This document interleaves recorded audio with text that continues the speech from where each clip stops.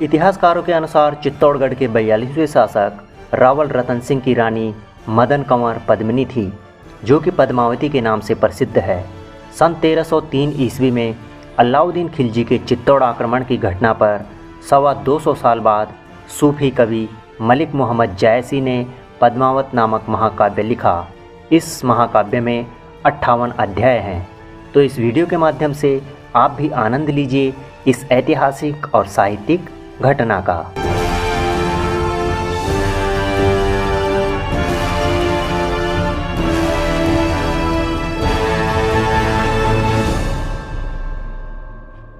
सिंघल द्वीप के राजा गंधर्वसेन की पुत्री पद्मावती अत्यधिक सुंदर थी।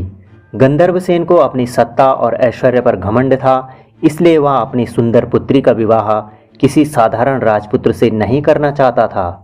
पद्मावती की युवती हो जाने पर वह उस पर अनेक प्रकार के प्रतिबंध लगा देता है। एक दिन पद्मावती मानसरोवर में जल क्रीड़ा कर रही थी। उसी समय उसका प्यारा हीरामन तोता पिंजड़े से निकलकर जंगल में चला जाता है। वहां उसे एक शिकारी पकड़ लेता है और चित्तौड़ के एक ब्राह्मण को बेच देता है। वह ब्राह्मण उसे चित्तौड़ के युवा राजा रत्नसेन को भेंट कर देता है। रत्नसेन की पत्नी नागमती इस तोते से ईर्ष्या करती थी, क्योंकि तोता राजा रत्नसेन को पद्मावती की सुंदरता के किस्से सुनाता था।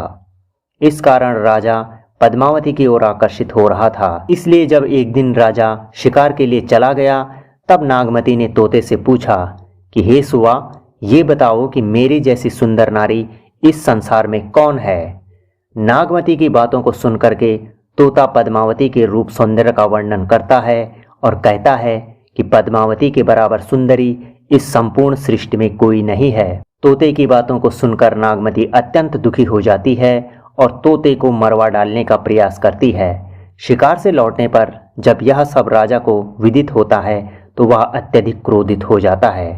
राजा सुवा संवाद में तोता गंधर्वसेन का परिचय देते देते उसकी पुत्री पद्मावती का नक्षिक वर्णन करता है, जिससे राजा इतना प्रभावित होता है कि राजपाट त्याग कर पद्मावती की प्राप्ति के लिए जोगी बन जाता है। अनेक विपत्तियों को झेलते हुए 7 समुद्र पार क्षीर, दधी, उदधी, सुरा, बेड़ा, कील और मानसर समुद्र को पार करके सिंघल द्वीप पहुंच जाता है। तोता हीरामन की सलाह के अनुसार राजा सुमेरु पर्वत पर महादेव के मंडप पर पद्मावती को प्राप्त करने के लिए जप करने बैठ जाता है। इस जप के परिणाम स्वरूप पद्मावती के मन में भी प्रेमांकुर उगने लगते हैं और वह भी विरह वेदना का अनुभव करने लगती है। बसंत की श्री पंचमी के दिन महादेव पूजा के समय रत्नसेन और पद्मावती दोनों मिलते हैं, लेकिन पद्मावती को देखते ही राजा अचेत होकर गहरी नींद में सो जाता है।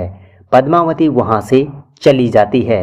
कुछ समय बाद जब राजा रत्नसेन की नींद खुलती है और वह उदास होकर अग्नि में जलकर प्राण त्यागने के लिए तैयार हो जाता है, तभी महादेव प्रकट होकर उसे सांत्वना देते हैं और सिद्ध गुटका प्रदान करते हैं, जिसके सहारे वह राजा के गढ़ में प्रवेश कर जाता है।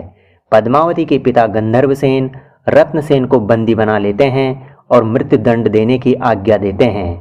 पुनः वहां महादेव प्रकट होते हैं और गंधर्वसेन को समझा बुझाकर तथा रत्नसेन का सही परिचय देकर रत्नसेन पद्मावती का विवाह करवा देते हैं। इसके बाद जायसी ने रत्नसेन पद्मावती के षटऋतु भोग विलास का विस्तृत और सुंदर वर्णन किया है। दूसरी ओर चित्तौड़ में रानी नागमती राजा के वियोग में व्याकुल है। नागमती की करुणापूर्ण दारुण दशा का संदेश एक पक्षी के द्वारा राजा रत्नसेन को मिल जाता है और वह पद्मावती को लेकर अपने देश की ओर लौटता है।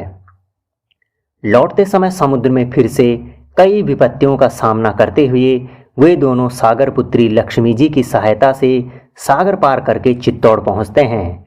चित्तौड़ पहुंचने के बाद पद्मावती और नागमती को क्रमशः पद्मसेन और नागसेन नामक पुत्रों की प्राप्ति होती है। रत्नसेन के दरबार में राघव चेतन नाम का एक पंडित था। ज्योतिष विद्या के प्रपंचपूर्ण प्रयोग के कारण रत्नसेन उसका अपमान करके अपने राज्य से निकाल देते हैं। अपमान से आहत राघव चेतन दिल्ली दरबार में शरण पाकर अलाउद्दीन खिलजी के सामने पद्मावती के सौंदर्य का वर्णन करके उसे पद्मावती के प्रति आसक्त बना देता है। पहले अलाउद्दीन एक पत्र के द्वारा रत्नसेन को पद्मावती को सौंप देने के लिए संदेश भेजता है, जिसके अस्वीकार होने पर तुरंत चित्तौड़ पर धावा बोल देता है। कई वर्ष तक युद्ध चलता है। इसी बीच अलाउद्दीन को पता चलता है कि दिल्ली पर कोई आक्रमण होने वाला है और वह रत्नसेन से संधि करना उचित समझता है।